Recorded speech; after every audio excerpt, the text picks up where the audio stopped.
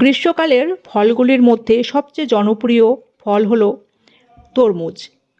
এটিতে জলের পরিমাণ খুব বেশি মাত্রায় থাকায় তরমুজ সকলের বেশ পছন্দের একটি ফল নিজেদের শরীরকে হাইড্রেট রাখার জন্য। তাই তো গ্রীষ্মকালের বাজার ছেয়ে যায় সবুজ লাল এই ফলটি দিয়ে। তরমুজের লাল রং যেন এই ফলটিকে আরও আকর্ষণীয় করে তোলে। তাছাড়া তরমুজের লাল অংশটিকেই আমরা সাধারণত খেয়ে থাকি এবং এর সাদা স্বাদহীন অংশটিকে ফেলে দেই। অথচ আমরা জানি না যে এই ফেলে দেওয়া সাদা স্বাদহীন অংশটিও পুষ্টিগুণে ভরপুর থাকে এবং এটি হার্টের জন্য একটি ভালো ওষুধ রূপেও কাজ করে।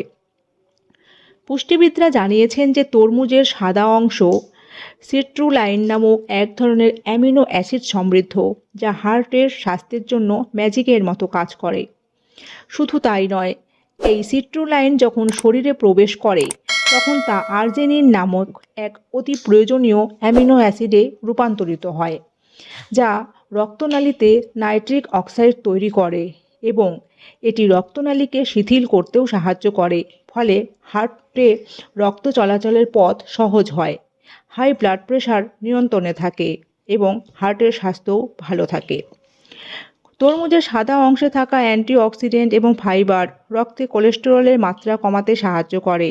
এটি ধমনীর দেওয়ালে চর্বি জমতে বাধা দেয়, ফলে স্ট্রোক বা হার্ট অ্যাটাকের ঝুঁকি বহুলাংশেই কমে যায়।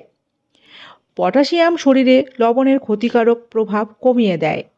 আর আমরা সকলেই জানি যে লবণে থাকা সোডিয়াম রক্তচাপ বাড়ায়, তবে পটাশিয়াম প্রস্রাবের মাধ্যমে অতিরিক্ত সোডিয়াম বের করে দিয়ে রক্তনালী শিথিল করে এবং রক্তচাপ কমাতে সাহায্য করে। তাই ফ্রেন্ডস, নিজের হার্টকে বাঁচাতে চাইলে তরমুজের এই সাদা অংশটিকে আর ফেলে দেওয়ার ভুল করবেন না। তাছাড়া তরমুজ একটি সিজনাল ফল, তাই এই ফলের সিজন চলে যাবার আগেই এর ঔষধি গুণকে কাজে লাগান এবং সুস্থ থাকুন।